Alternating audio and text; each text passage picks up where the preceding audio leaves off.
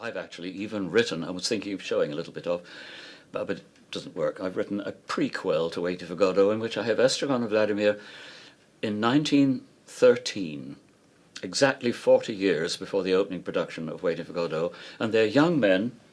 I've even got an idea of them. They're aspiring vaudeville comedians, very bad, doing a very bad song and dance routine, and they ride around on a tandem bicycle. And the play revolves around the moment when the compulsion to wait for Godot first afflicts them. And at the end of the play, the last line of the play is "Let's go," which is the last line of Beckett's play, and "They don't move," which is the last stage direction of Beckett's play. The suggestion being that this is the beginning of 40 years of paralyzed entrapment.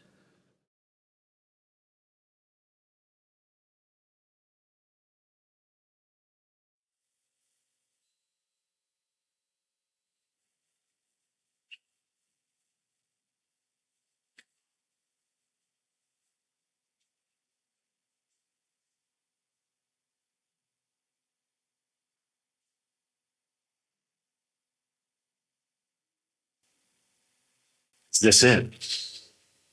Think so. Strange that there's nobody here. Perhaps they've already gone. They're too late. No, there would be signs. Traces. The presence of a multitude. Perhaps we're early. We're the first to arrive. That should count for something, I think.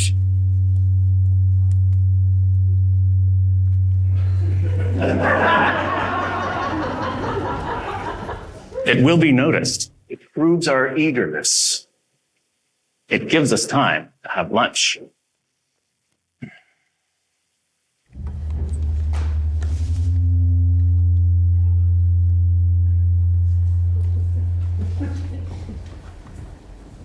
And yet I confess myself surprised. Early day.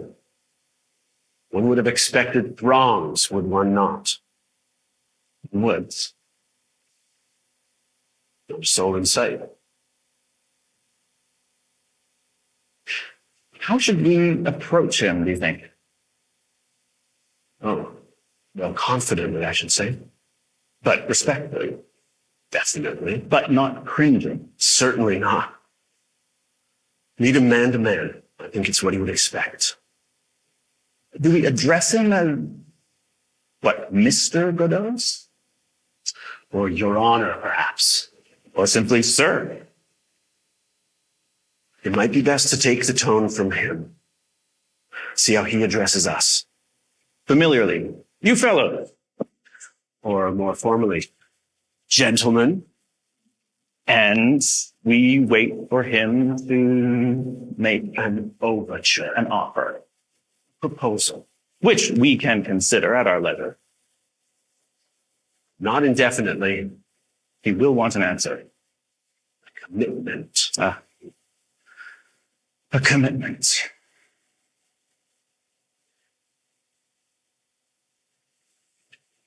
You expect us to decide, to show decisiveness. Yes. Our crowning attribute to freely choose. It marks us out. Does it? The beauty of the world is the paragon of animals. And yet.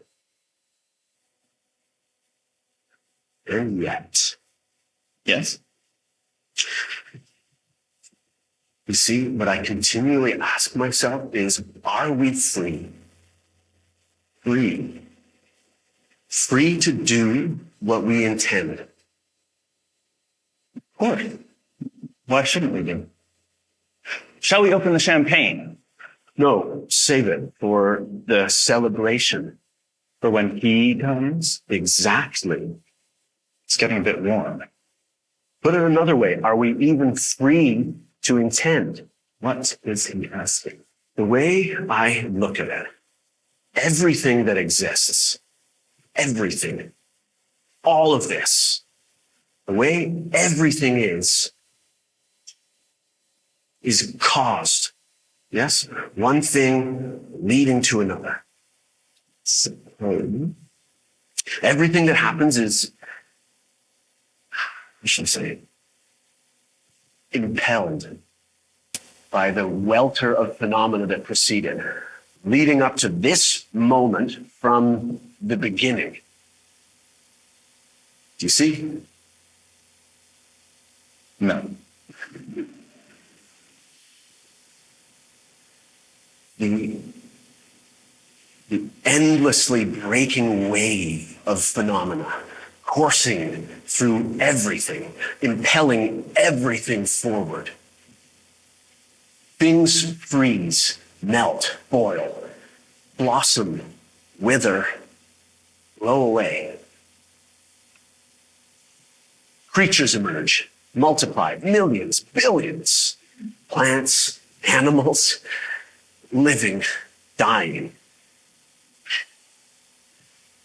Most sperm go astray. Some don't.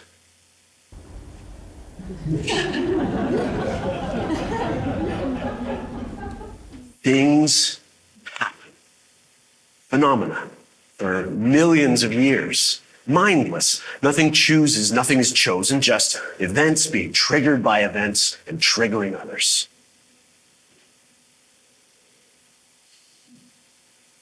Cats choose. You can watch them.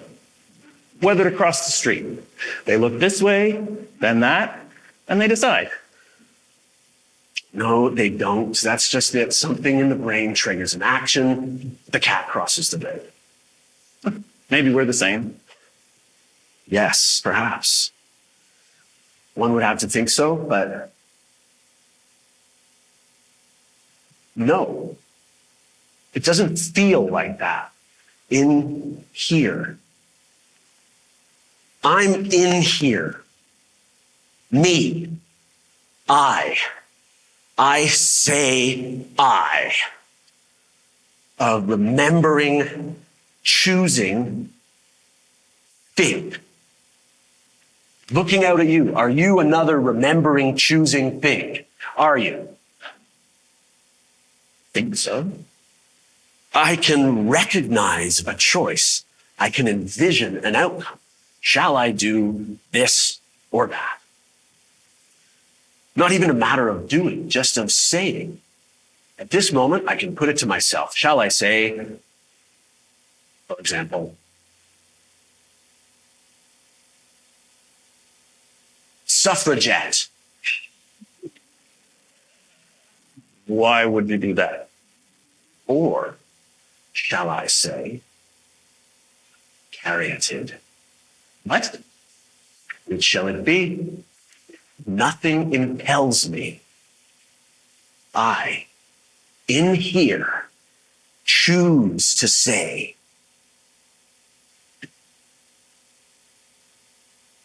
suffragette. There. But perhaps at that moment, you couldn't say, what was it? Caryatid. Exactly, even if you wanted to. But I could. Listen. Caryatid. There. That's not all. At this moment, I can choose not to say the name of the capital of Belgium. I can choose to stand on one leg and not say the capital of Belgium.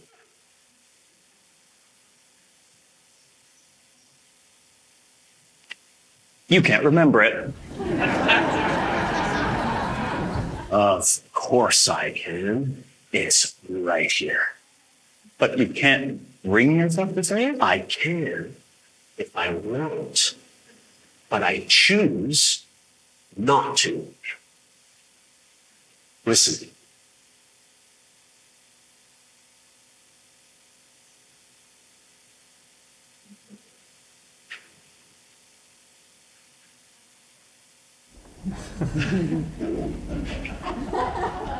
Do you see?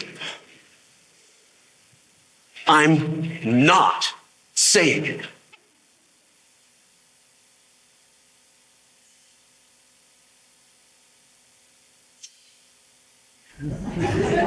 Say it! No. Don't hold it in. It could be bad for you. No. But I could have. I am the author of my own future. I am not the observer of choices triggered in me by the wave of phenomena. I am not a cat crossing the road. I am a free man in here, as Robert was. As was Robert.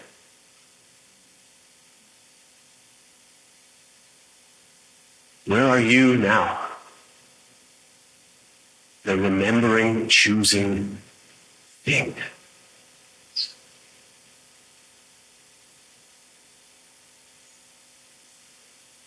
What was that?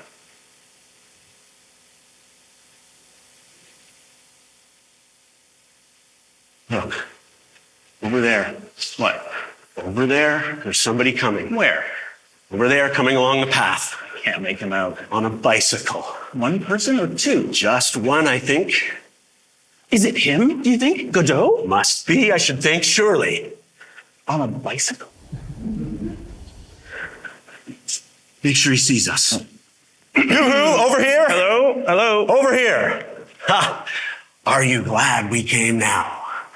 Oh, it's probably nothing, you said. You poo-pooed the whole thing. Poo-poo, you said. Oh, I don't think I'll bother, you said. Go by yourself. Wouldn't you have felt foolish? You don't know for certain. It could still turn out to be nothing. Your constitutional dubiety appalls me. My what? Who else could it be? But why is nobody here? Oh, ye of little faith. He's coming this way. We should pack this stuff up. We want to look respectable. I still think We're here. We came. I still think it's rather odd. We kept our appointment. Oh dear. What? Over here. He came and we were ready. It isn't him. What do you... What? What do you mean? It isn't Godot. How do you know? It isn't Godot. How do you know? I know.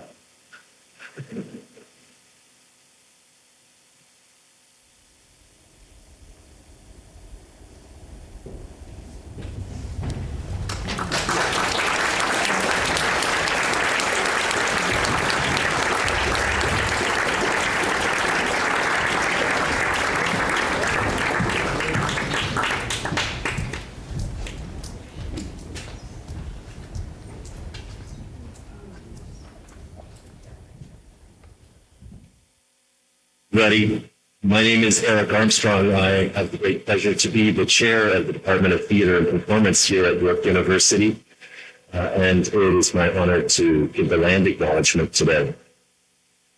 York University recognizes that these lands were caretaken by many indigenous peoples before the coming of the university.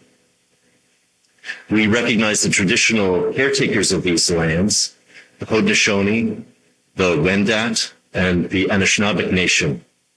In particular, we recognize the current treaty holders, the Mississaugas of the Credit First Nation.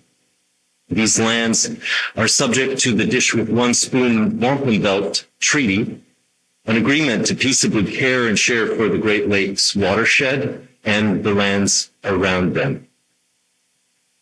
In developing these lands in the period between the settler farmers and the development of York University, an archaeological dig discovered a community of longhouses just south of the university, a community that arrived, thrived, and then moved on.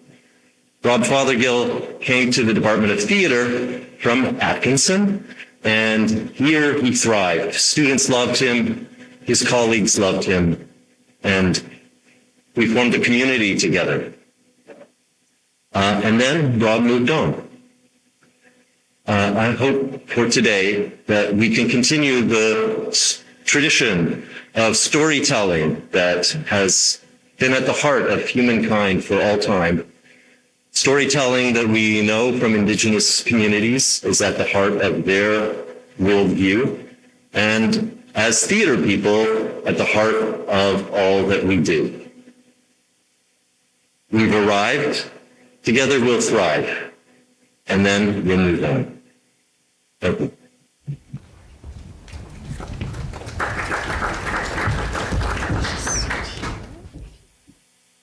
Thanks very much, everyone, for joining us. Some of you are here from very far away, some from rather close, although it sounds like traffic conditions and directions made everyone feel fairly far away today to begin with.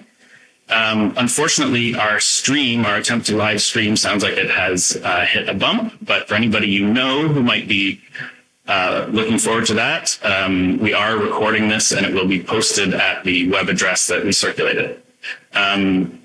As you can imagine, the days and weeks and months leading up to today have been very full of planning and thinking and remembering and sadness and joy. And all I can say is I'm really glad that the coronation of King Charles is behind us. I think Charles is probably glad too. He was waiting for this one for a while.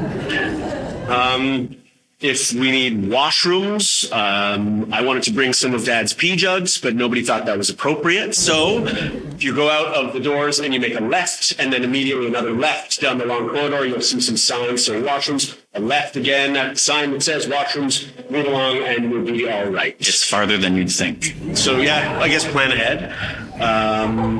I am so excited to hear everyone speak about my dad. I've been looking at lots of photos of him over the last while, and I think we knew each other really well, but I also think it's really hard to know somebody. And I found myself wishing I could have known him through other eyes in other times of his life. And so this is one small way that can happen. So thank you to the 5 speakers who are joining us to share whatever we share about him. It really means a lot to me. We hope you'll stay for a reception afterward. We're going to have some tea and coffee and cookies, as we thought would be appropriate to honor the professor. Staying until 4:30 or 5 or when we kick you out. So is that about everything? Okay. We're going to move on to an excerpt from an interview that Eleanor, our mom, did with Dad in about 1975, filmed by Peter Ganashek. Peter, are you here? Did you make it? He's there. All right, great. Roll tape. What I'm afraid of about travel is the sort of distractedness of simply being a tourist. Of just wandering about and thinking, what am I going to do today? Well, I've got to entertain myself today. I might go to an art gallery in the morning and sit in a cafe half the afternoon and walk about the streets at night or watch the fishing boats or do something. I feel that I would get rather quickly, I'm not sure about this because I've never really tried it, but I'm afraid of becoming listless and vacant. And there's something about being a tourist that you just march about cities and you get sore feet and it begins to become almost a sort of labor. Now that's worrying. I don't know, I'm not trained to enjoy myself creatively. I get hints even in your conversation now that you are product-oriented, that although you like the Pater-esque idea of a cult of experience in some ways, that you feel somehow that is too evanescent, that at the end of your life you want to have a huge curriculum vitae which says Robert Fothergill and goes on for 30 pages and says all these amazing tasks that he's done, whereas 2 years traveling in through the world, you couldn't really put down to anything. You wouldn't want to put it on paper in that way. It's not a bureaucratic accomplishment. Certainly, I think I've got in my mind very deeply the idea that if you don't do something recognizable, which might be, I mean, it's most easily recognizable, say, in writing books, because there is a book which is in a library with catalogue number PR908F2, and nobody can deny that unless is that who you are. and a person can be summed up by his list of publications or something. That's too simple.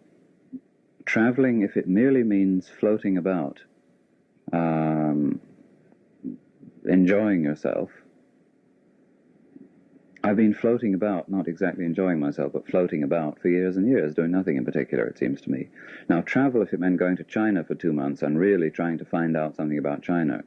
And in a way, there's all sorts of hints of Protestant work ethic under here. That I was about to say, if travel is kind of hard work, then it's justifiable that if you go from Canton to Shanghai to Peking to Hangzhou to I don't know where all over China, but that it isn't simply drifting about trying to have a fairly superficial sort of pleasure. What's wrong with pleasure? I get bored with it. For instance, sunbathing. I cannot sunbathe for more than about 10 minutes without feeling I should be doing something. All right, I've sunbathed for 10 minutes, now what? So I always try and read a book when I'm sunbathing. And that means you're trying to prop yourself up and the sweat is pouring into your eyes and you're trying to lie in a certain position so that your shoulders get the sun and your hair doesn't get on the back of your neck and that kind of thing. Because simply lying in the sun for hours and hours seems to me a kind of betrayal of the call that one has to be growing or creating something or becoming more. Becoming perfect, you see. One is called upon to become perfect and not just, pass the time.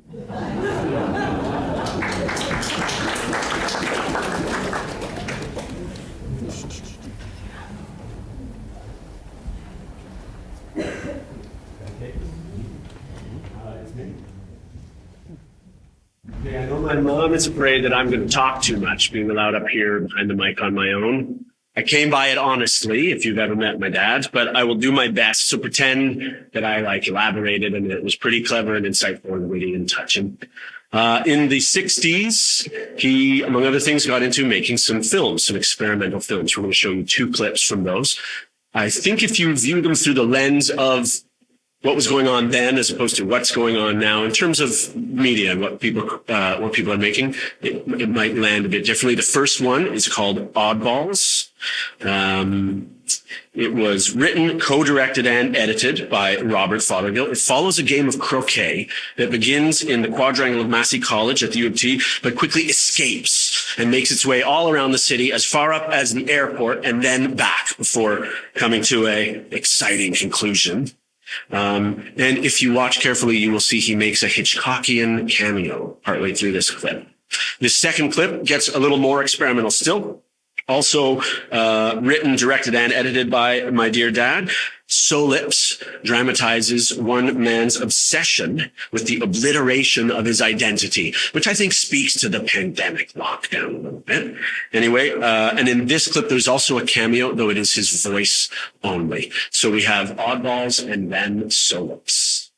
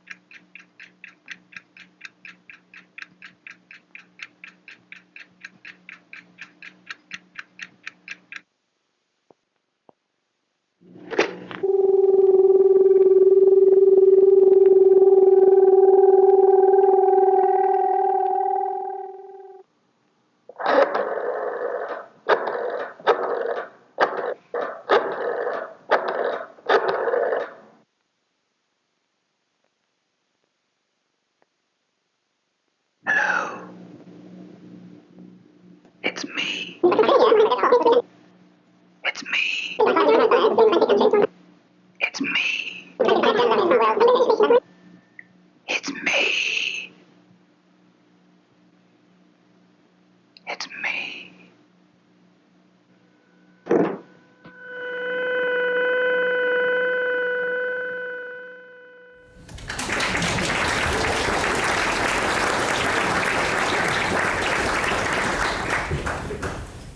Next, I'd like to call on a dear friend of Dad's, stretching back to his days at McMaster University in the 1960s also. If she made it, she was having trouble getting here. She did, Patricia Murphy. Oh, man. My condolences. I drive Uber myself right now, and it's, yeah. But come on up. Yeah.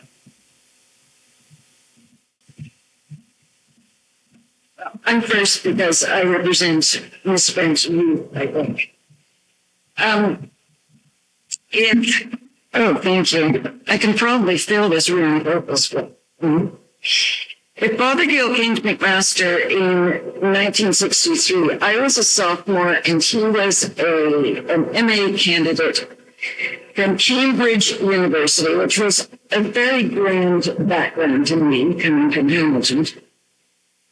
I was interested in film and modern theater, and so we were part of the same circle of artistic dissipation.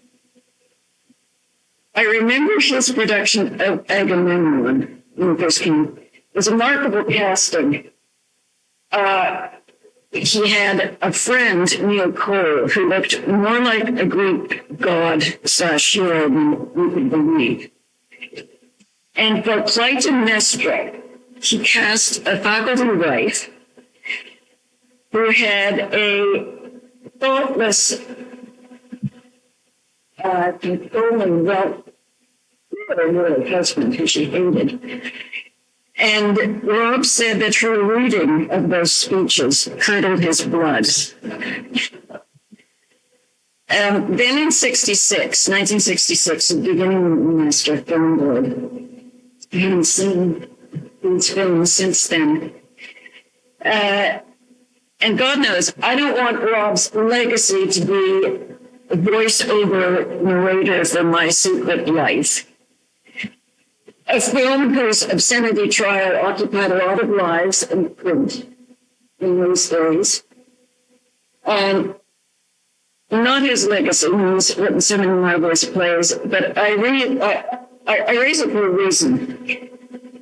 Back then, we weren't close friends. And yet, 60 years later, his death has left such a vacuum in my life. Two reasons. The first is pragmatic. And here's an in-joke for you over 80. Rob and I were for 60 years closely tied to John Hofstede. So John always called Rob when he was in trouble. Now, I'm not hearing a lot of laughter, so maybe you didn't know John Hofstede. But no one except the two of us, Rob and I, shared in real time and could comprehend the grotesque Byzantine plotline of John's life. So countless phone calls for 60 years, marveling at and analyzing the latest developments. I'm still finding stuff in my garage that I need to share with you. But the important reason I wanted his friendship and valued him as few others is that whenever I was surrounded by dullards and brought down by the boredom of it all, I could call him and hear that rich voice telling me fabulous, witty anecdotes. I can't replace that. And I'll miss that till I die.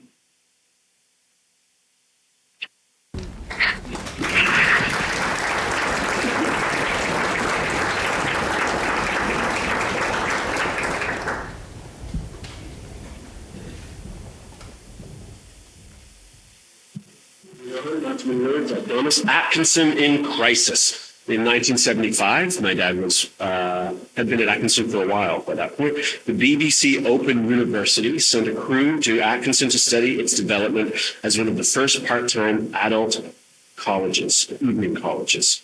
Here we catch a bit of a debate about making cuts to the budget. Rob actually hosted the British crew and became a lifelong friend of Gwyn Pritchard, one of the producers. Everyone is most concerned with the academic implications of the cut. And Robert, as you are chairman of the Committee on Policy and Planning, I imagine that you have something you would like to say. Yeah, I realize from what the Dean has said that we're under a lot of pressure of time, and Walter also emphasized that for Atkinson we have to make decisions much faster than the rest of the university. But I think the kind of proposal that has been suggested, particularly as it relates to increasing the size of classes and cutting the number of courses we can offer, can't simply be decided in this meeting. It's got to go through the Policy and Planning Committee and perhaps through reference to Council, because we're talking about, if we increase the size of classes, we're talking about the quality of instruction. Finally, classes are already too big, and sooner or later there's going to be a point we just can't go on saying put in 5 more, put in 5 more. Also, if we cut the number of courses we offer, then programs are going to be reduced in the range of offerings they can make. A program like Humanities can't expand in the direction it wants to. What I want to suggest, therefore, is that I could call a special meeting of the Policy and Planning Committee, perhaps for all day Saturday, that as many people as possible can come to, so that the academic implications of this suggestion can be turned over. And we can report back to you perhaps next meeting of the VAC.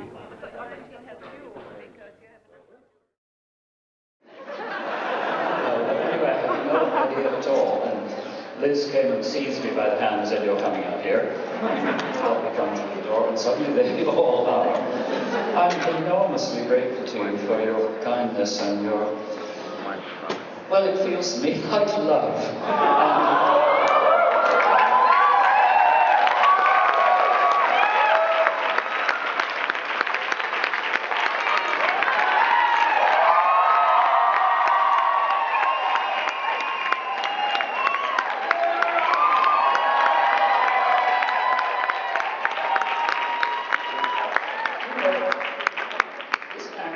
Deafening. The volume of your cheering actually hurts my ears. I taught York since shortly after the Korean War, as I would say. Literally since, I mean, I'm embarrassed to have been at York since 1966. That's when your parents were born. And in 1993, the theatre department needed a new chair. And at that particular moment, nobody in the department was ready or willing to do it. And so they were looking around. They couldn't buy a new person from outside the university because they didn't have the budget. So they had to find somebody within the university with some kind of plausible credentials. And I was asked if I'd be interested. And I said, "No, I don't think so. Why would I?" It was the very end of 1993. I went to India for a month and directed a play with some students in university, a Canadian play, and had such a good time. I thought, wait a minute, when I get back, let me look into this. What do you mean, chair of the theatre department?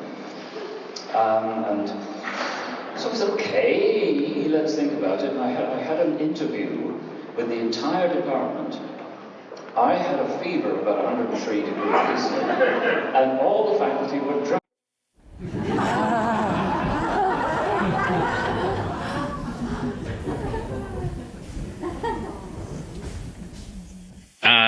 Very nice segue to our next speaker, esteemed friend and colleague from the York Department of Theatre and Performance, Professor Emeritus Ron Singer.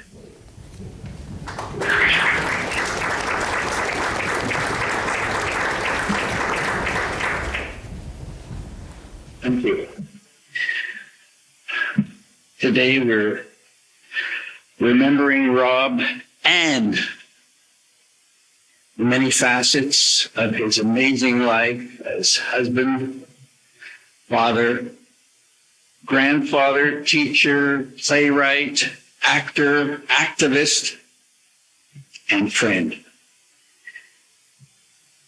Clever, original, humorous, articulate, curious, entertaining, quick-witted, well-informed, playful, patient, and always concerned about the less fortunate and passionate, but never, ever dull or boring. That was the Rob I knew.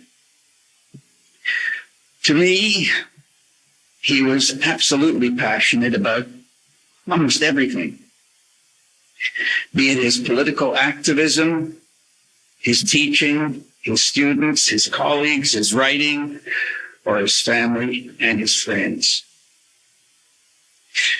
I personally always look forward to my time with Rob on his porch, in his favorite pub, on York University audition tours, or Rob and I, when I get at York.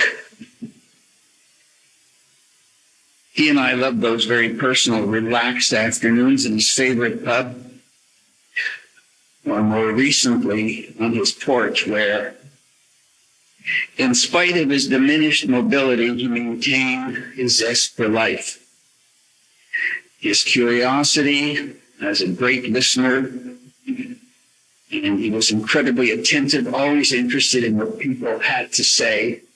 And of course, he was a superior talker. But most important, during this difficult last period, he still managed to keep his sense of humor. My dear friend Rob, as we all know, had a way with words.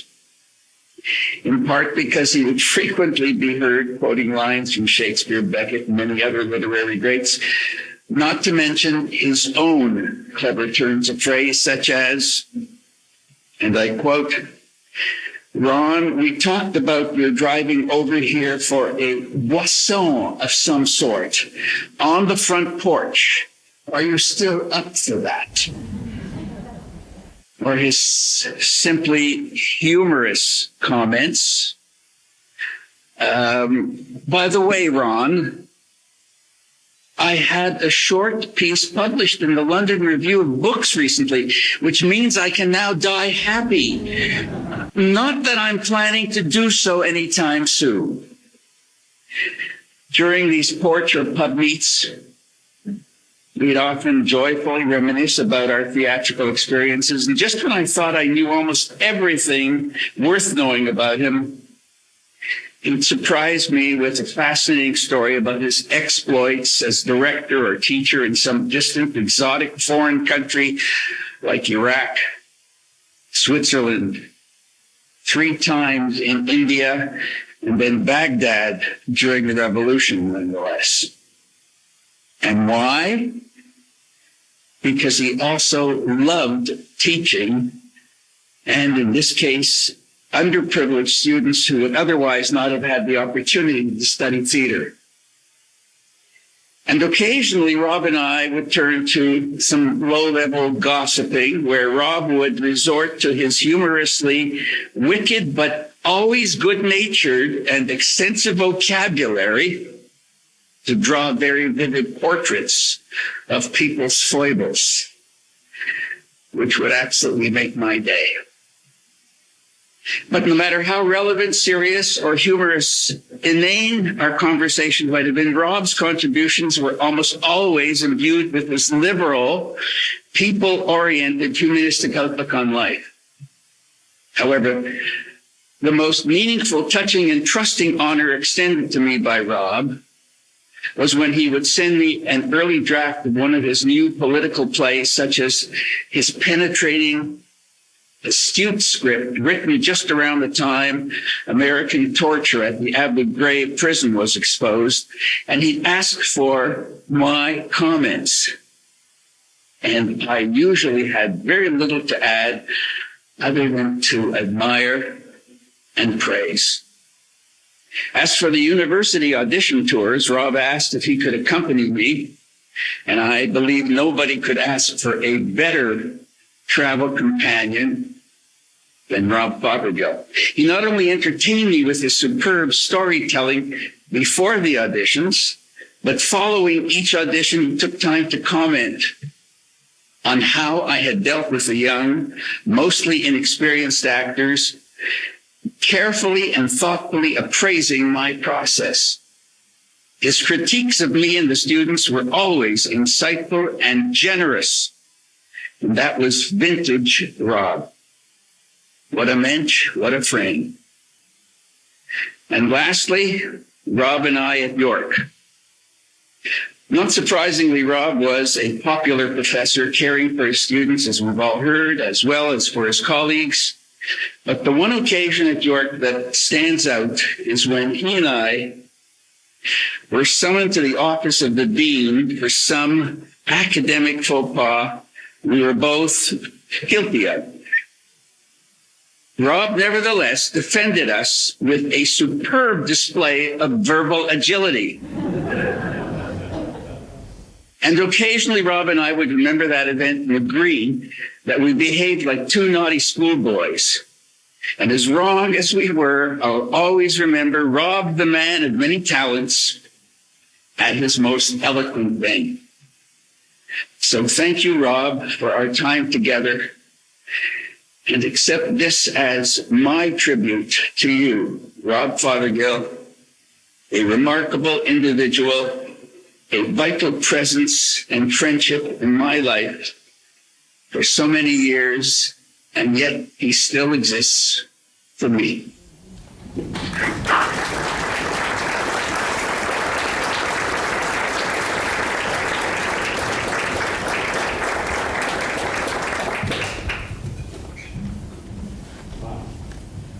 Thank you. Playwriting was probably my dad's favorite expression of words, and he wrote quite a few and produced many of them. We unfortunately do not have archival access to all of those that he wrote. I'm not sure those VHS still exist. We would like to share with you a clip from Apostles. It's a one-act play that he wrote around the same time as the Dershowitz Protocol, which is the one Ron was referencing right now. I forgot to mention before, there is the YouTube channel that I've set up, the Robert Fothergill Legacy Archive. That's the title of the YouTube channel. I will upload Dershowitz Protocol or the performance there. I will upload the full thing of all of this stuff we're seeing here today and some other media as well over the next little while. So if you would like to find that, maybe we'll send out an email to everybody here at the Robert Fothergill Legacy Archive. We'll find you that stuff.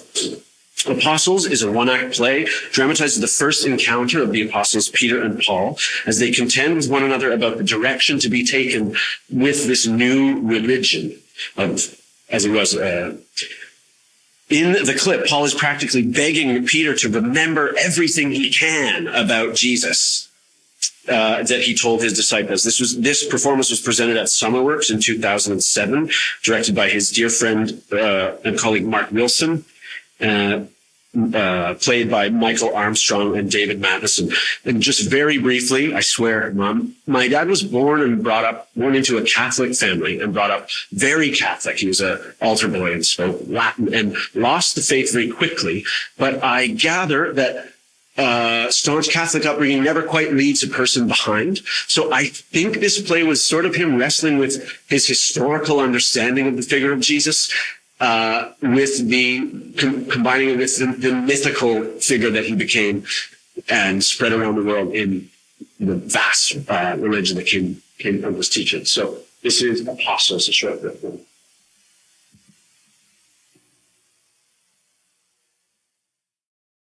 How did you know what to say? I knew. It came to me. He was the one, foretold by the prophets, expected by Israel. He had come, but not as a king of earthly power. He had died. He had risen. He was coming again. And we who accepted him would be gathered in, would have new life in him. He was the Messiah, the Christ. The what? The anointed one, the Christ. Greek, I suppose. The Christ, yes. I still don't see how you knew what to say. You never heard him. You don't know what he said, what he taught, what he was. Well, that's why I've come. That's what I'm here to find out. You've got to tell me everything. Everything he said, everything he did. Everything he said? Are you kidding? We were with him for years.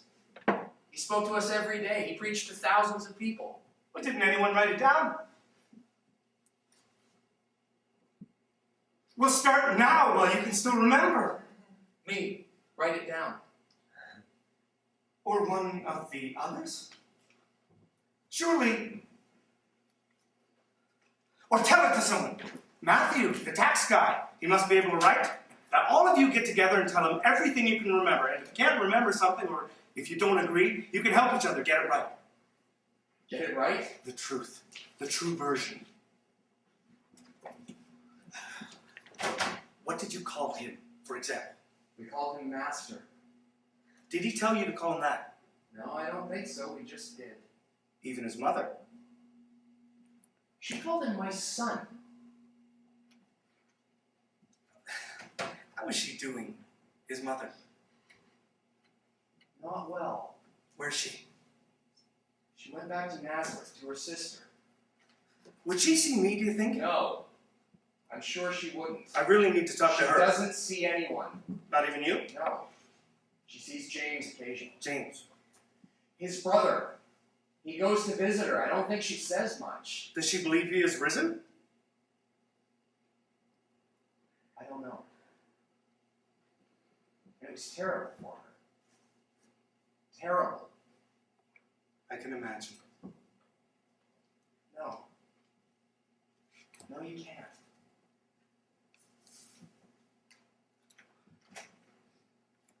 How about his father?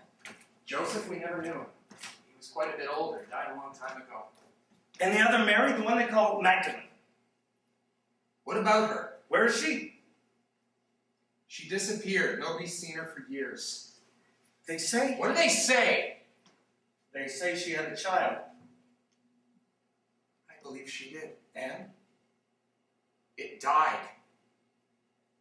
I see. About his father. What are you asking? Well, his father. What? Well, think about it.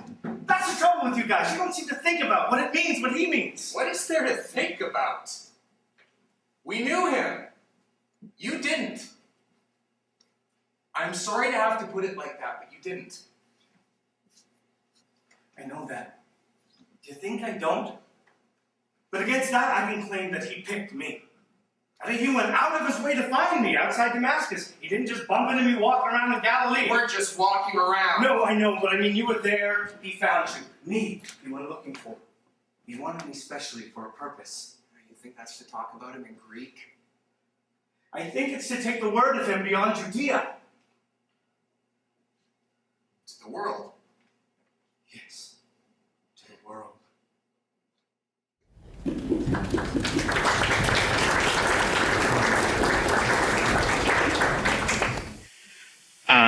Our next speaker is someone who was an undergraduate student of my dad's, acted in the professional production of Let's Go that you saw a scene from earlier, and is, I'm not sure it's fair to say, half of the professional and very successful clown troupe Morrow and Jasp, Heather Annis.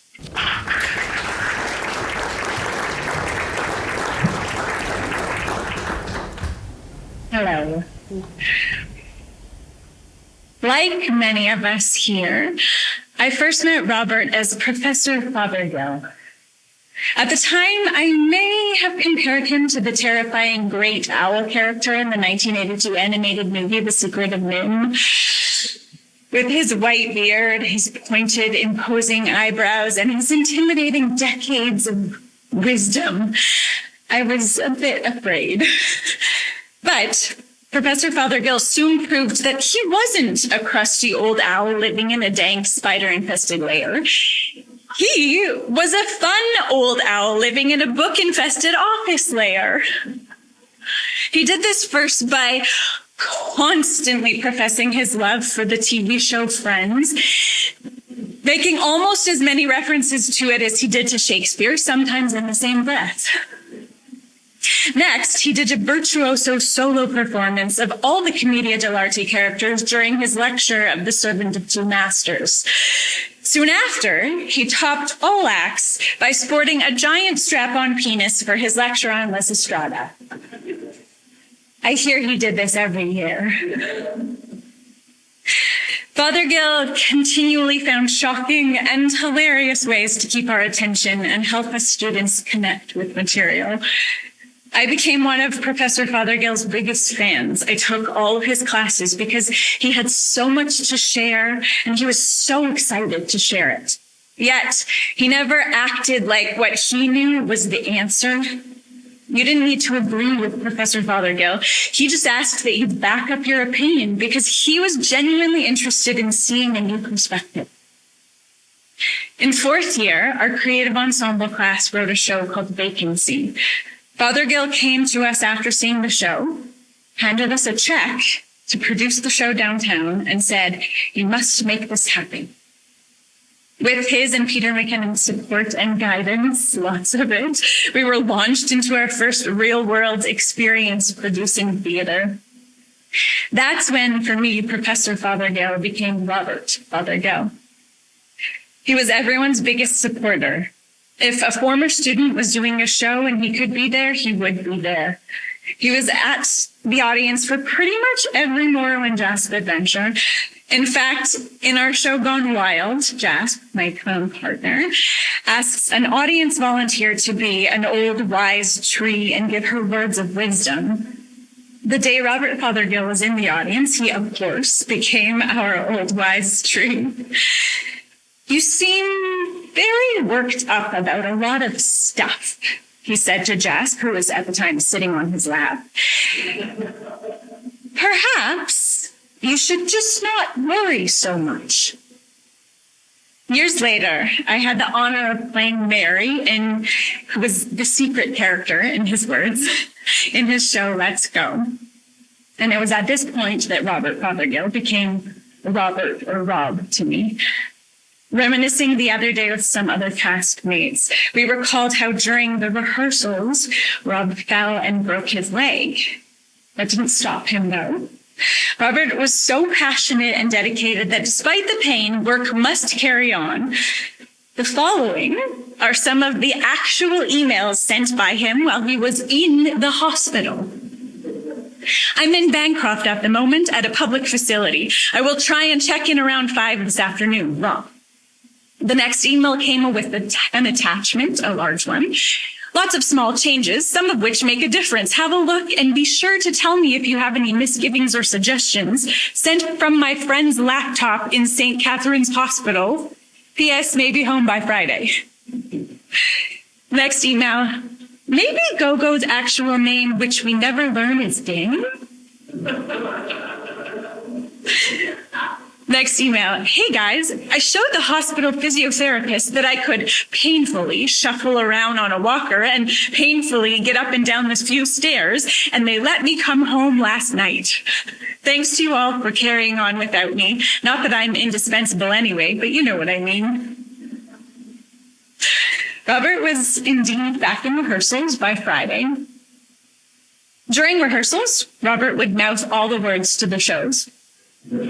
During the shows, he would sit in the front row and mouth all the words to the show. He loved the work so much. He loved the audience so much. He loved the sense of delight and play that could happen between the two so much. One time during rehearsal, he quietly said to me, "I wonder if this little play of mine is good enough. I just hope people like it."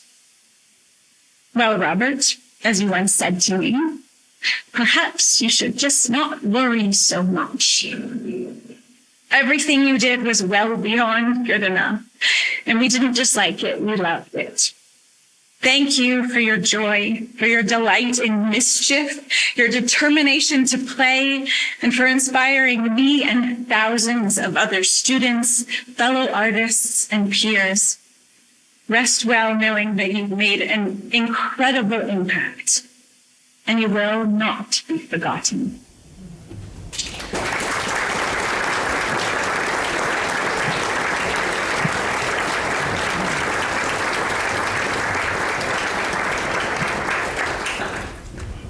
Thank you so much. I want to mention that another of the three actors who were in the original cast of Let's Go is here somewhere, Tony Ofori, and I hope that we made you guys proud enough with our dramatic reading this afternoon. He liked you guys all so much and was really appreciative of what you did with that. My dad did love to act on stage as well whenever he could. I think especially in the later parts of his life, he quite learned to cherish the old geezer roles, as he put it. So our next clip is it's called My Thesis Film, a thesis film by Eric Anderson. In My Thesis Film, a thesis film by Eric Anderson, Rob performs as a faculty advisor in this short snippet, we see him describing course requirements. This film was written and directed as part of Eric's MFA degree here at York. So this is just a little snippet from that film. Okay, so to recap, we will be starting for the first 4 weeks of the term with Plato's Republic. We move on then to Aristotle and the Nicomachean Ethics. And for the final third of the term, we come back to Plato and the Apology. Do I need, I hope I don't, to say anything about the university's policy on plagiarism? Spoiler alert, it's forbidden.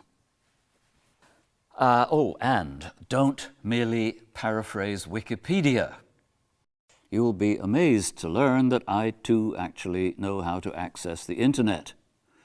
Okay, essays. There will be 2 essays. There will be a 2,000-word essay at midterm on a question which I don't understand what he's talking about. In due course. Do you? Can you help me out here? I don't know what he means either. Final essay due 1 week after the last day of Sir? Yes, you, sir. About the word count, is it exactly 2,000? Well, I would have to say, use your own discretion, really. Obviously, you can be a few sentences over or under. I don't expect anybody to hit 2,000 words bang on the nose. Don't waste your time trying. Okay. Yes. Yeah, can we still use Wikipedia? Again, I would have to say use your discretion. Obviously, I can't prevent you from looking at Wikipedia. I wouldn't if I could. What I'm saying is don't use Wikipedia as a primary source of references. Look for academic journals. Look for books in the library.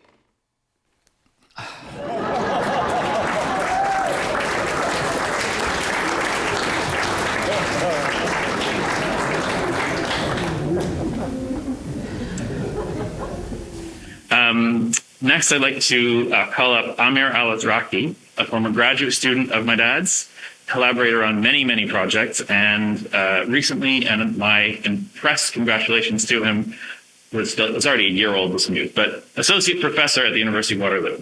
Amir.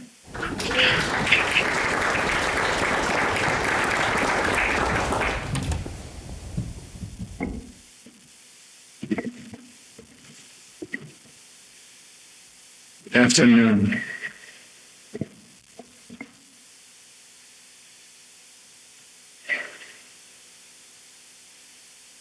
I escaped from the post-war violence in Iraq, making my way to Canada as a PhD student in theater studies at York University, 2006-07.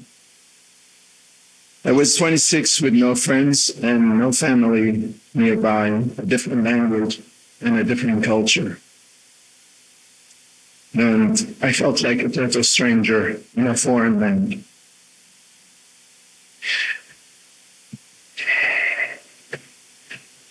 Rob took me in, not only as an advisor, but he treated me like a son, like his son, and one of the family. With the passage of time, Rob became a close friend, a father figure, and a mentor. Rob was kind, caring,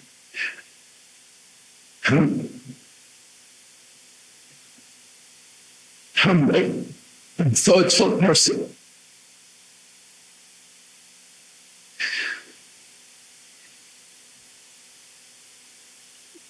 So his love of theater brought him to life. After watching live theater together, I enjoyed listening to his thoughtful insights and observations, which inspired me to write from the heart, not from the mind. Rod has had interesting stories to tell. He used to tell me about his adventures in Iraq back in 1963 when he was sent as a visiting lecturer at Baghdad University, where I'm from. As an Iraqi, hearing his experience made me feel more connected to him and feel nostalgic about my country. Since I knew his appreciation of Iraqi ancient history, I brought him a piece of brick from Babylon and Ur. He was so excited. He said, "Gosh, I can't hardly wait to see and touch them." We went on many trips together to Jordan, Jerash, to Turkey, to England for various projects. He never stopped supporting me and treating me like one of his sons. When I had a problem with my citizenship application, Rod wrote a very powerful and articulate letter to the MP office, which moved my application forward. And without his letter, I would have waited more than 4 years for my Canadian citizenship. Some years he was in the hospital. I called him and I said, "Rob, if you need anything at any time, I can come to the hospital and stay with you there. I'm like your son." He was very moved by that and continued to mention it. Rob, I will always remember you and cherish our memories. The only thing I regret is that I couldn't see you at the hospital. I didn't see you at the hospital before you passed away.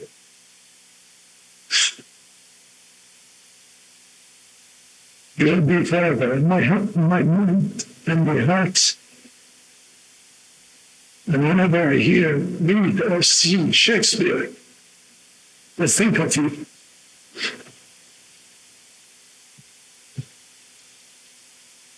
When to the sessions of sweet silent thought, I summon up remembrance of things past. I sigh the lack of many a thing I sought, and with old woes knew well my dear times waste. Then can I draw an eye unused to flow, for precious friends hid in death's dateless night, and weep at fresh love's long since cancelled woe, and moan the expense of many a vanished night. Then can I grieve at grievances forgone, and heavily from woe to woe tell o'er the sad account of poor bemoaned moan, which I knew pay, as if not paid before. But if the while I think on thee, dear friend, all losses are restored, and sorrows end. Thank you.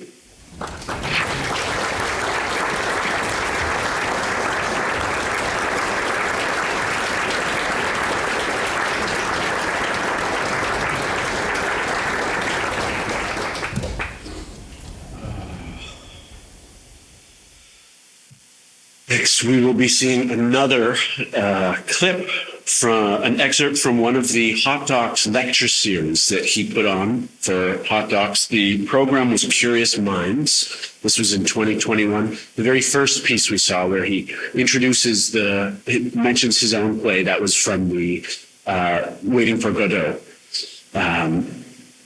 episode of that program. He called the series The Magic of Theater, 6 great plays in history.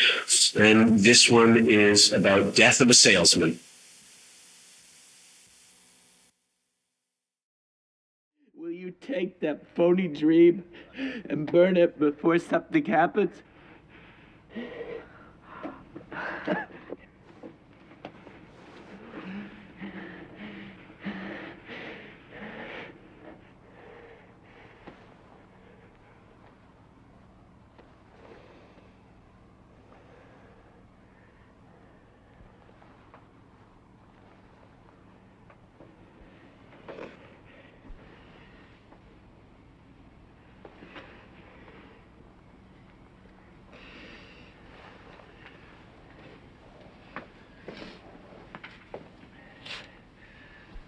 I'll go in the morning.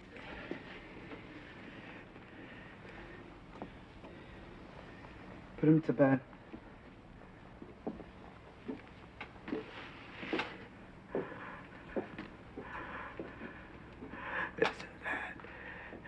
Isn't that remarkable? Biff, he likes me. He loves you, Willie. Always did, Pop. Oh, Biffy. He cried to me. Oh, that boy is going to be magnificent.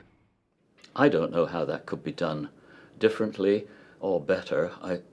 I find it a piece of marvelous acting, especially the moment when Biff kneels in front of his father and hugs him and puts his arm around him and cries into his neck. And you see Willie, I've got my clicker in my hand, sort of his arms vainly flailing about behind him. And you want to yell out to Willie, for God's sake, just hug the boy. And he can't, and instead he gets this so stupid and so deluded to the very end idea that if I kill myself and give him the $20,000 life insurance, he'll be magnificent. That's not what he wants. And when Willie says to Kate, to Linda, Kate Reed, and to his other son, Hap, isn't that remarkable? He likes me. And they say, he loves you, Willie. He always did. Isn't that remarkable? I find that unbearably poignant, but I'm a bit of a sucker. Okay. How could this be done differently? We're nearly at the end. The play could be done differently and was done differently. In 2018, and maybe you know about this already, what if the Lohman family are African American? What does that do to the play? Is it doable? Does it work? I had a colleague at York, actor David Rotenberg, actor-teacher, who used to say, and I've had this in my mind for many years now, it's more important to be compelling than to be right. That's particularly true of Shakespeare. When I used to teach Shakespeare in literature courses, I felt that my job was to tell the students what the play really means and how you're really, truly supposed to interpret it. But when I moved into the theatre department in 1994, I came to take up this idea of David Rotenberg's that there is no right way of doing a Shakespeare play. And even if there were, it's more important to be compelling, to be interesting, dramatic, engaging, than to get it right into some sort of academic way. You could say the right way to do the play is the way Shakespeare intended it. But I was saying last time about The Tempest that the way Shakespeare intended it is almost unworkable these days. Is lifelong friend and York colleague Ed Dosman. Ed?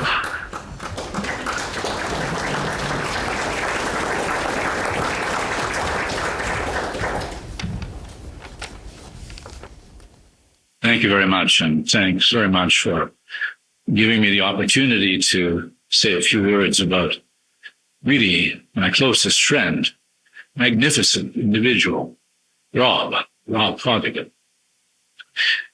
After such a after such an afternoon of such recognition and affection, one asks oneself how to proceed.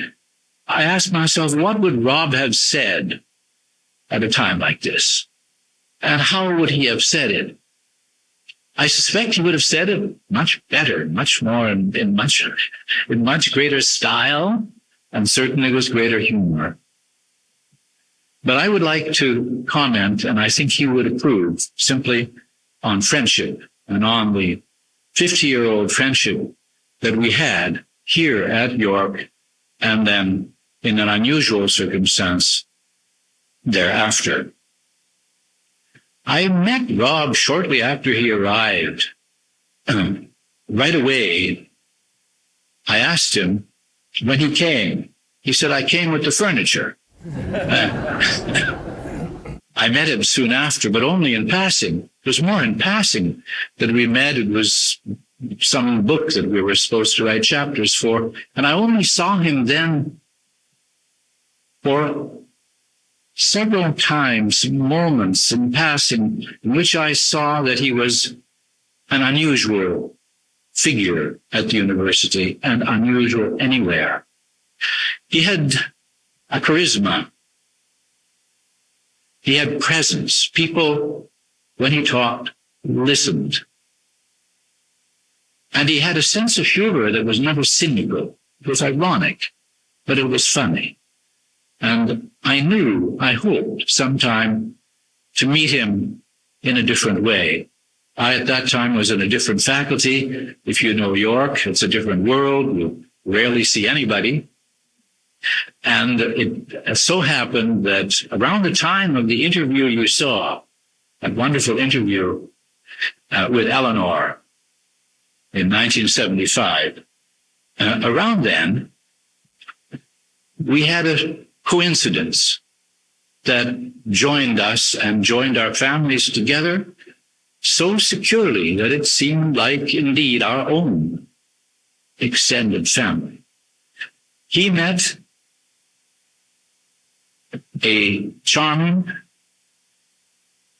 and very dynamic woman, Eleanor,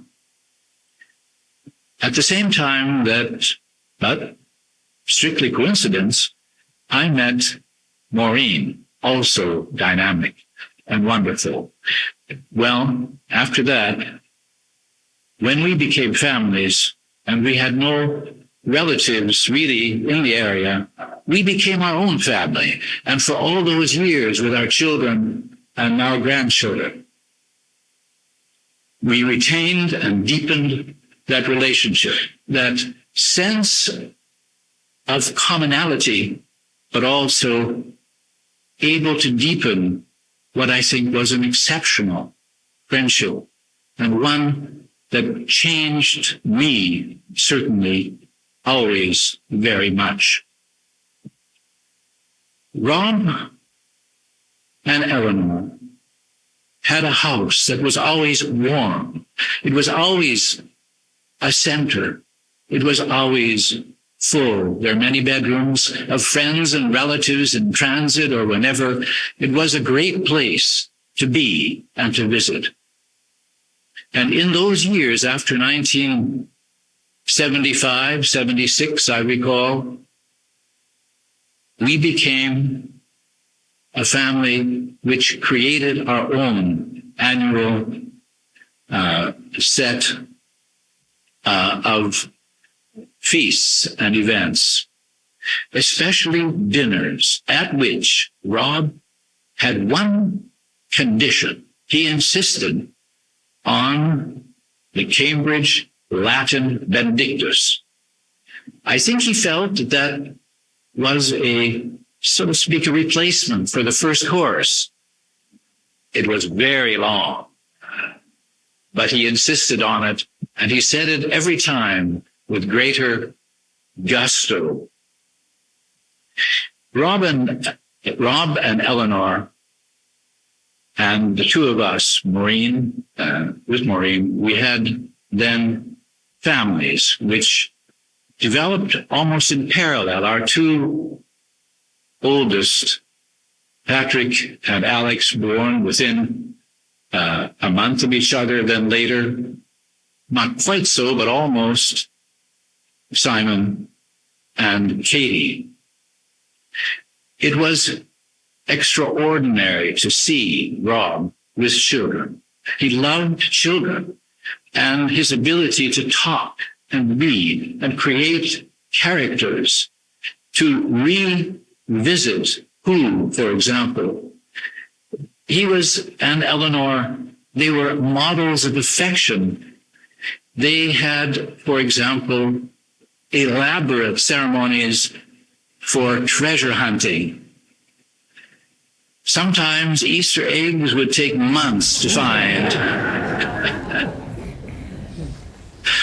But it was a relationship which deepened decade by decade. And it was one in which, at the very end, I sensed that with his gentle coaxing and his always generous character, he had, for example, coaxed me into areas that otherwise I would never have explored. I learned very much from that kind of personality, and I believe it was extremely fortunate that I had it. I can't imagine it at York, at this university, without that. He also wanted me to come with him to plays, and not knowing much about it where I was in a different part, I was very happy to learn something about theatre. So we went to the theatres, Stratford, London, etc. And in the course of that, I saw a genuinely passionate man. He loved the theatre, and he loved performance. He also demanded quality. And I recall once a very difficult play of Julius Caesar. He began to stamp his feet, and then he muttered loud. He was a great guy, simply a magnificent human being. He was also at York, similar in many ways, and in some ways a member of that generation of founding personalities at this university. They dreamt of a different kind of university which really made a difference, that was humanistic, generous, wide, that would see students at the very forefront. They were the Joe Greens of this world, the David V.J. Bells of this world, that had a sense of humanistic education. And they had a bias. In all fairness, Rob was biased. He was biased for hope. He believed that reasoned education could make a difference. He believed that despite many pieces of evidence to the contrary, he believed that it would prevail. And he was committed to that, to his art, to his reading, to his life, to his family, and to our own personal friendship. It was a great privilege that I could see him not long before the end. And it was exactly Rob, vintage Rob, who, not strong anymore, wanted to review Ian McEwan's recent book. Now that is a scholar. And at the very end also, we shared a confidence in each other that was something one could never forget, and which it is a pleasure to share with you. He was the best friend anybody could have. And he loved this place. He once remarked, the theater department saved my life. And he loved his students and always spoke about colleagues with tremendous respect. for what they had done and what they contributed. With that in mind, I should mention, finally, that it was very touching to hear the presentations today and the commentary of the boys, his sons, who introduced it. It is a quality family, a wonderful family. And Eleanor, thank you again very much.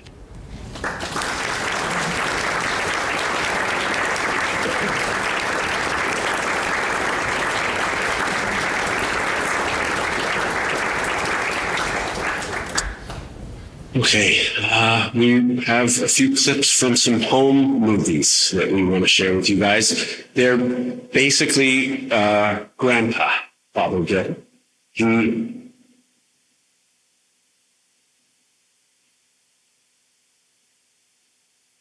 He loved his family.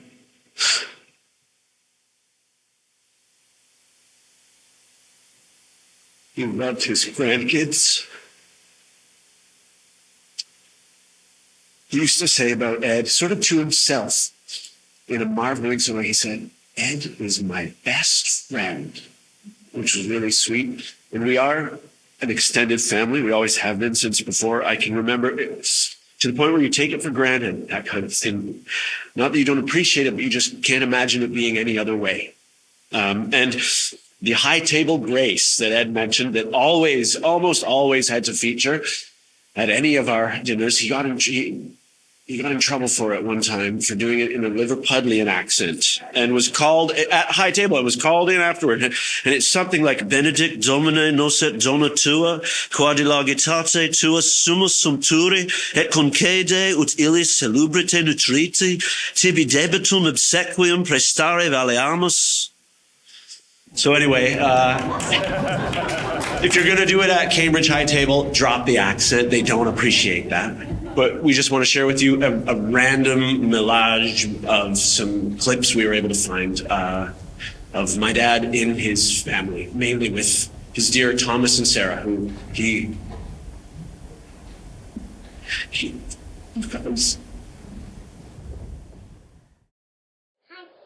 Ha, there's 3 bears out hunting.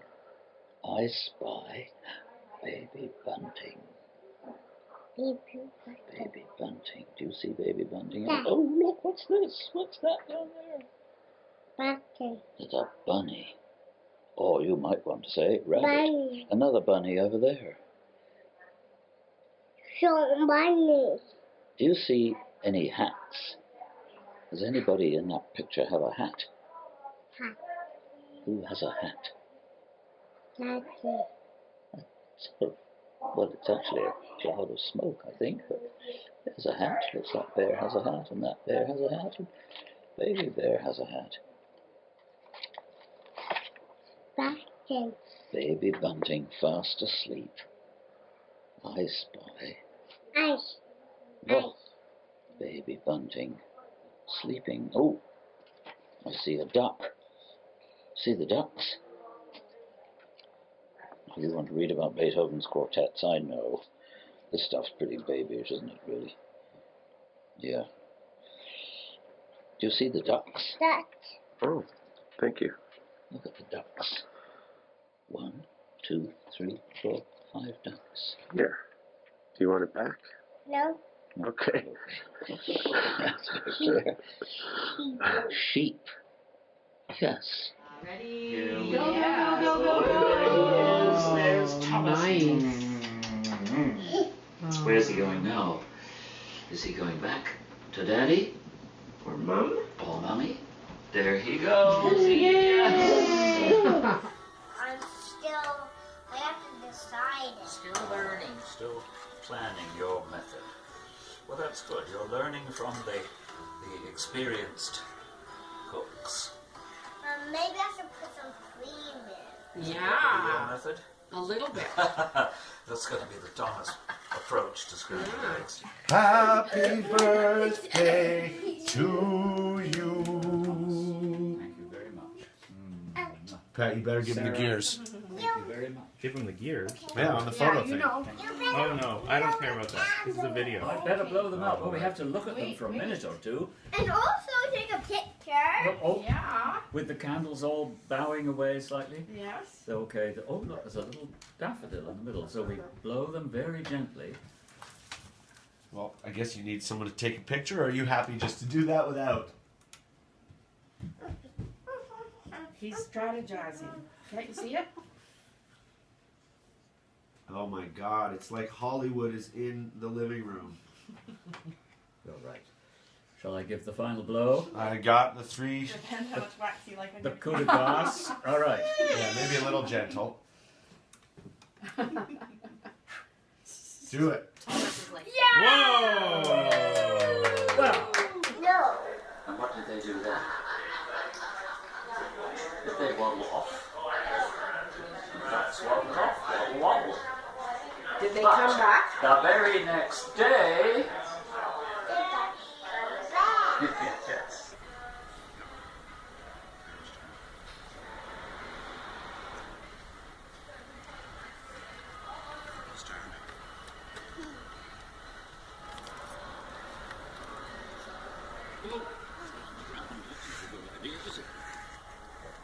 It's quite a clean floor, though. I think it'll be okay.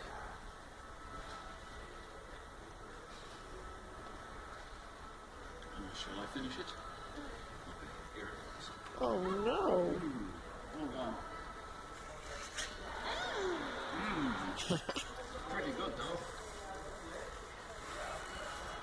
Come around here. There's even some rocks on the cake, Grandpa. Rocks on the cake. Grandpa, I'd better get those rocks off. Get in there, get in there.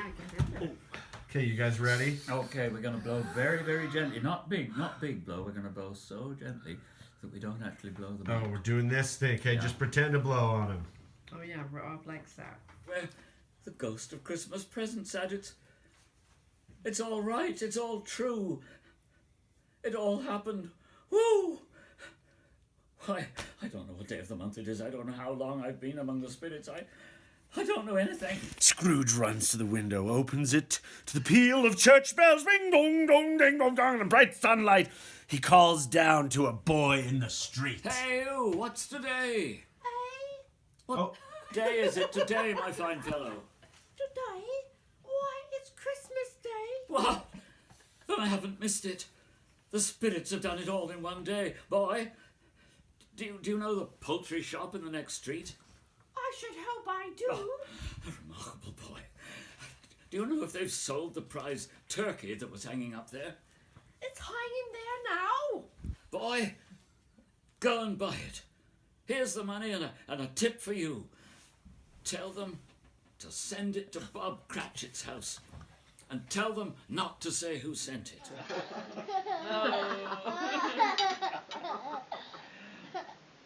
No more laughing.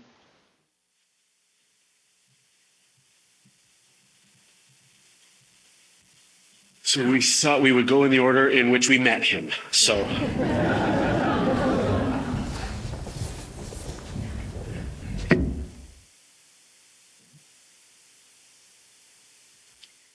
Hello, everybody. It's wonderful that you're all here. Thank you so much for coming. One of you mentioned Heather Annis and Tony Bori earlier, and I was glad of that. There's so many people we aren't mentioning, but I can't help but think Mark Cassidy is here today, and Mark directed 3 of Bob's professional productions, so I just wanted to say that before I add to my remarks. I first fell in love with Rob's voice. Doesn't everyone? Then his Englishness, then his love of English literature, which easily matched my own, and then the whole person. Our early years together were a lot of fun. We did a 3-month trip to India, which met the criteria we heard him set out in the interview. Full of discoveries, lots of hard work, and little time to become listless. A year and a half later, our wedding celebration was in our new home, a day after we finished painting the dining room. It was a potluck dinner, and our dear friends brought the food, with Danny's homemade lasagna the centerpiece of the meal. The years with Patrick and Simon as young children were also filled with fun. We used to plan weekends around things to do, places to go. As they grew into teenagers and young adults, parenting grew more challenging. And those of you who are parents know that so many decisions we make are fraught with uncertainty. I know Rob used to consult with colleagues about what to do when answers weren't easy or even available, but we muddled through.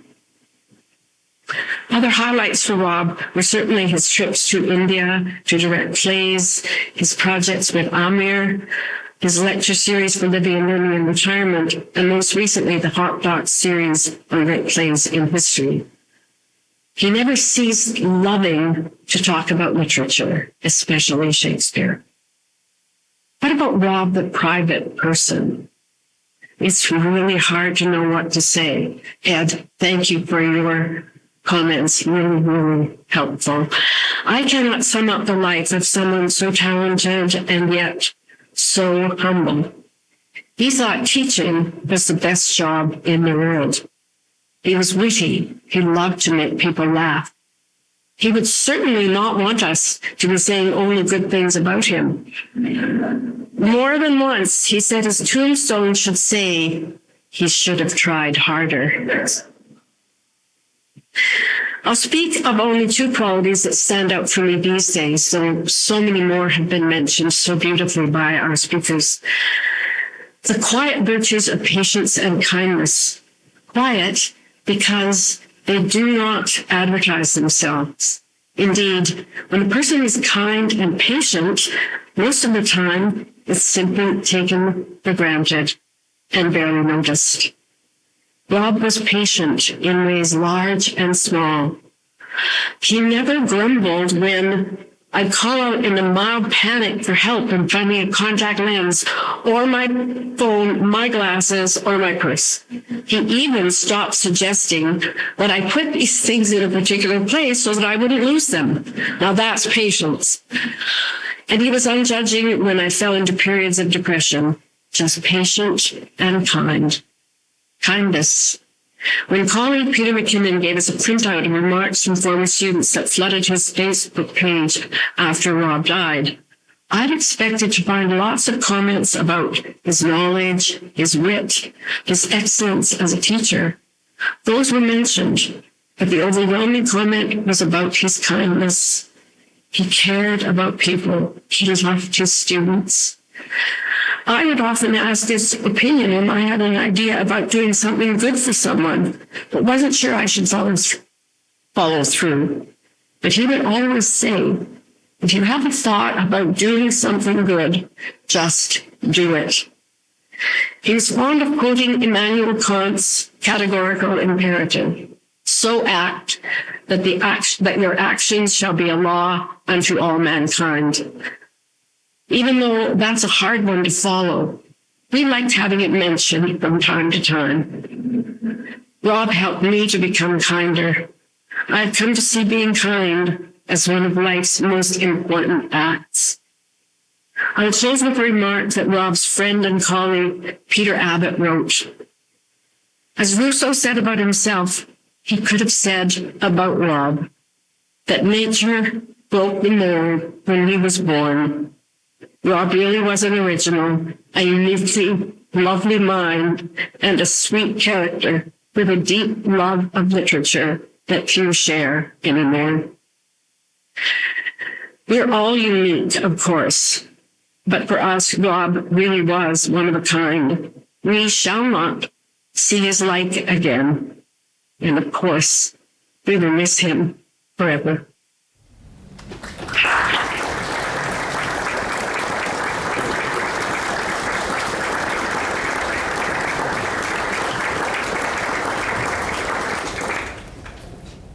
You've heard about many sides of my dad this afternoon, and I'd just like to say very few words about him as a dad. As his mid-Atlantic accent betrayed, he was born and raised English. I got to know his father, Charles, a bit through visits back and forth until his death when I was 12. And while I felt connected to Charles, and he surely loved my dad, he was typically Englishly undemonstrative. My dad didn't reproach Charles for this. He believed that he did his best in the circumstances, which is all that can be asked of any of us. But Dad wanted to improve on it. I know this thanks to a story he often told about a mentor of his, Harry Crowe, a professor at and twice the dean of York's Atkinson College, where, as you've heard, Dad taught before moving to the theater department. One of Harry's children predeceased him, and possibly shortly after my brother or I was born, the permanently bereaved Harry looked my dad in the eye and delivered a memorable piece of parenting advice.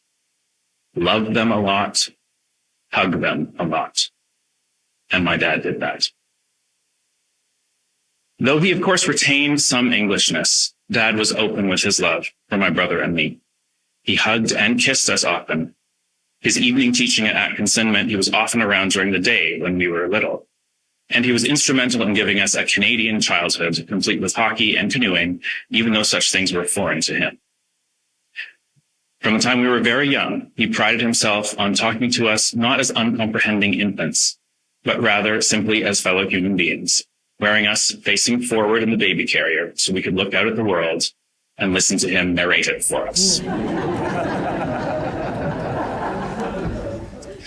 Both intuitively and thanks to science's evolving understanding of the role of early attachment in human development, I'm certain the warm love he showed me throughout his life played a big role in making me the sensitive 90s man I usually am today.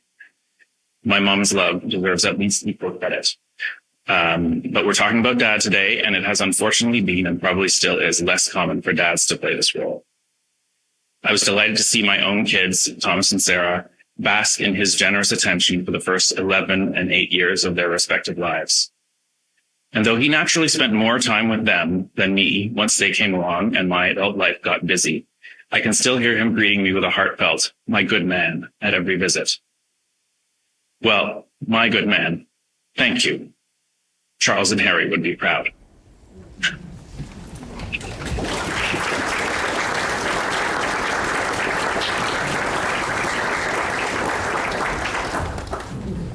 I'm a crier. Okay.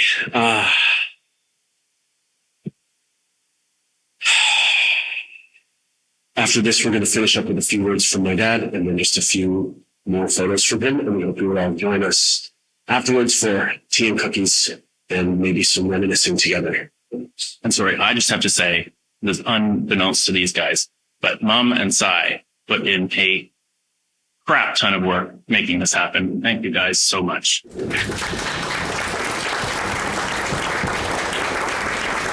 And we both found ourselves wishing that Dad was around to help because he was by far the most organized one of the tribe. And it would have been a little bit less last minute for us, but I think it's gone okay. I've been very touched, and this has been a real gift to me, and thank the five of you for speaking about him. It won't be for a long time.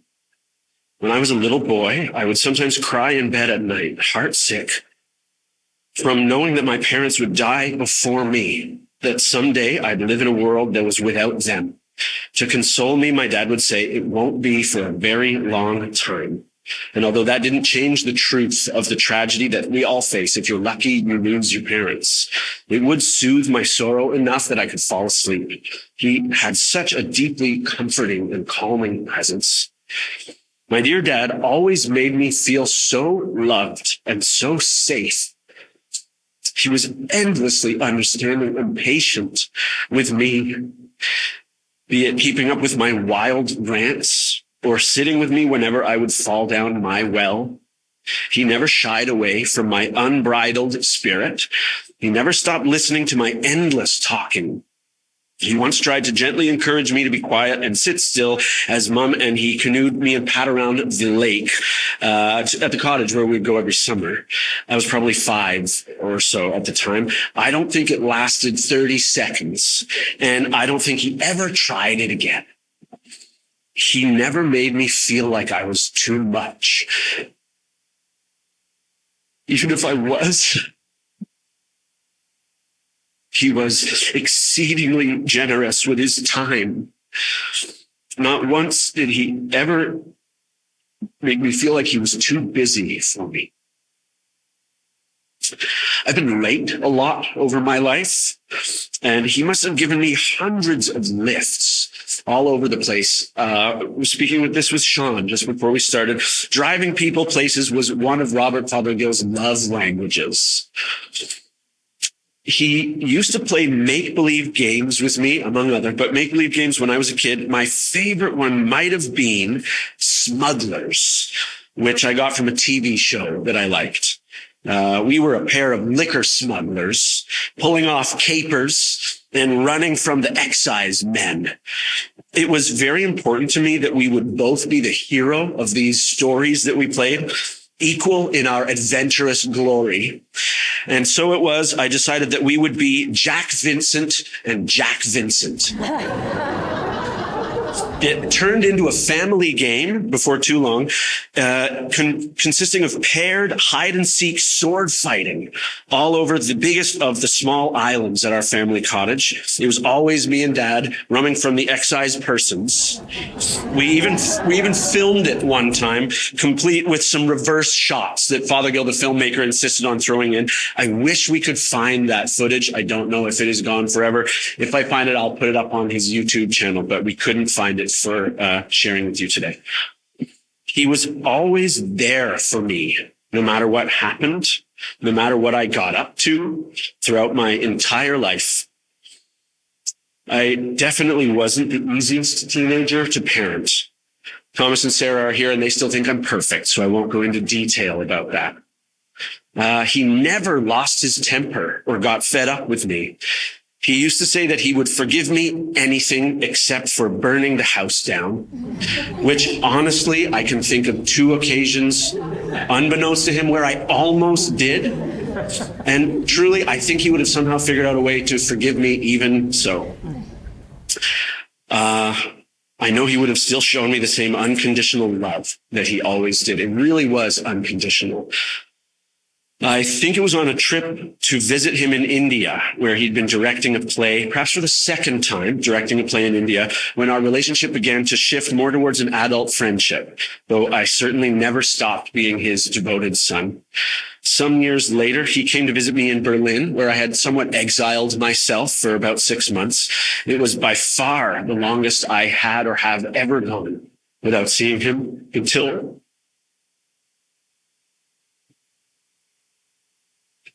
now. And meeting him at Tegel Airport was a joyous reunion. Like a few of you have said, he was a very humble person. He admits to having had the notion of wanting to be a famous writer. And sometimes he felt that he could have done more towards achieving that goal. In spite of all the plays that he authored and all the work that he created. The thing is that he was famous, and in a far more meaningful way than for being a public celebrity. He was famous for being himself, for touching people's lives with his kindness and his generosity of spirit and willingness to sit and chat or provide counsel. He always went above and beyond for anyone he knew. And Amir, he loved you. He loved all of you guys.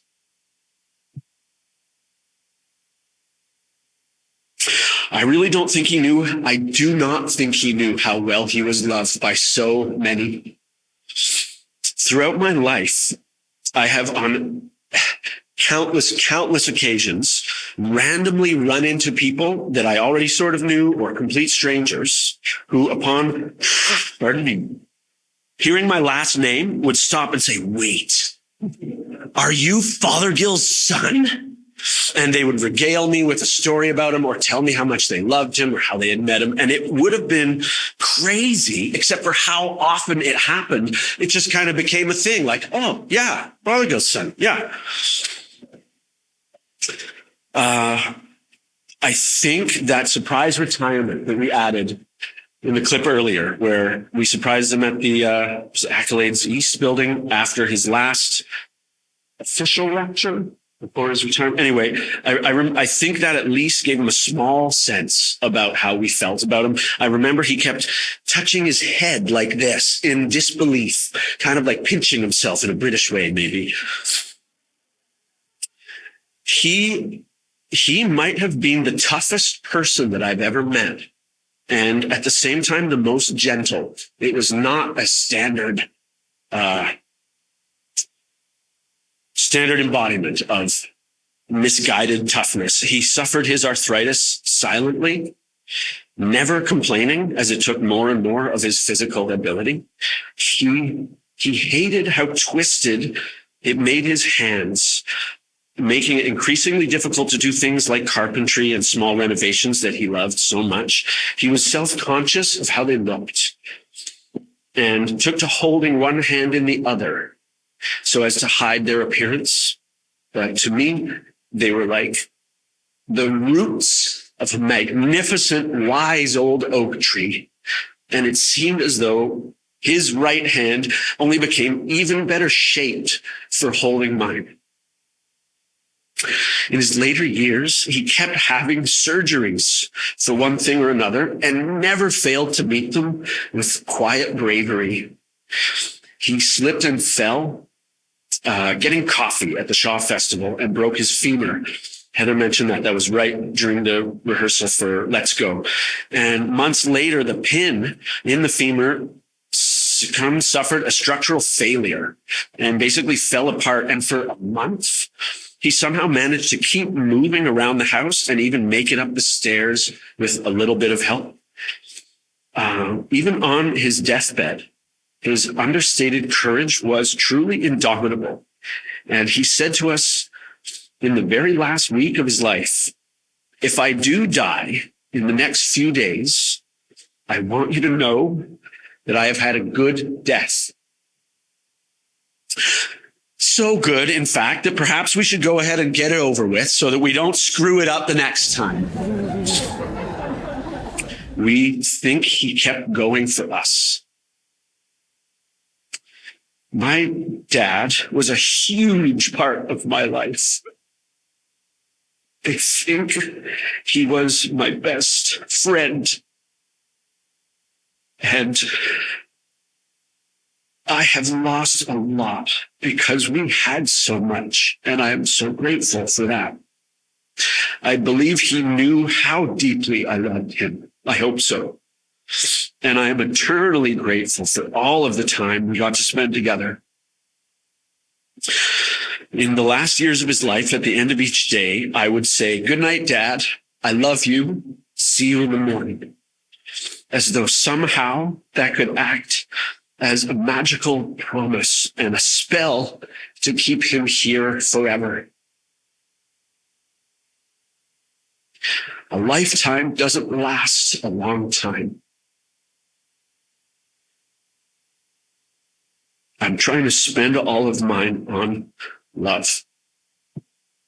Thank you guys so much for being here to celebrate Rob Fothergill.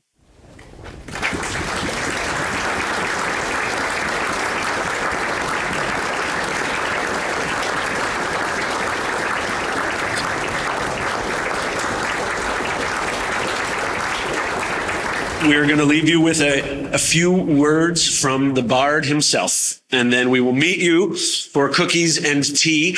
I had thought it should be just 3 digestives each, which was his snack in the afternoon, not 2, not 4, and King Cole Orange Pico. But we've got something almost as good waiting for us outside. The slideshow is going to keep running in here on a loop. We're going to let you guys stay as long as we can, and then we're going to just kick you all out. I'm not sure what time we're thinking, Mom, but we hope that you can stick around with us to just be together for a little bit. Thank you. But they will dissolve like everything in this world, including us. The great globe itself and all that it inherit shall dissolve, and like this insubstantial pageant faded, leave not a rack behind. We are such stuff as dreams are made on, and our little life is rounded with a sleep, which is often taken rather carelessly to mean, we are we are only dreaming this life of ours and we will wake up. But what it actually says, I think, is that this life of ours is being dreamed by someone or something, and when that someone who is dreaming us wakes up, we will disappear, which is an extraordinary idea, and part of the spirit of farewell and conclusion that this play offers us.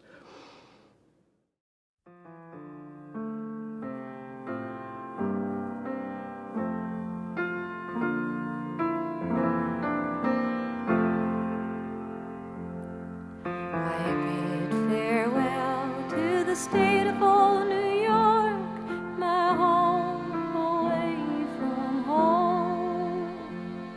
In the state of New York, I came of age when first I started roaming, and the trees grow high in New York State, and they shine like gold in autumn.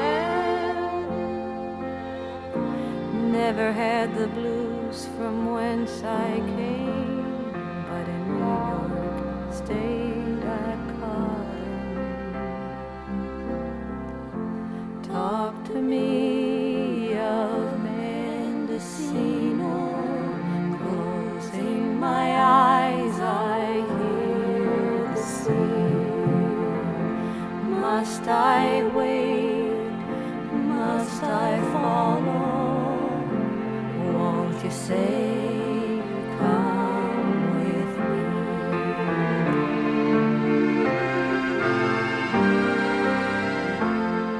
And it's on to South Bend, Indiana, flat out on the western plains. Rise up over the Rockies and down on into California. But the rocks remain, and let the sun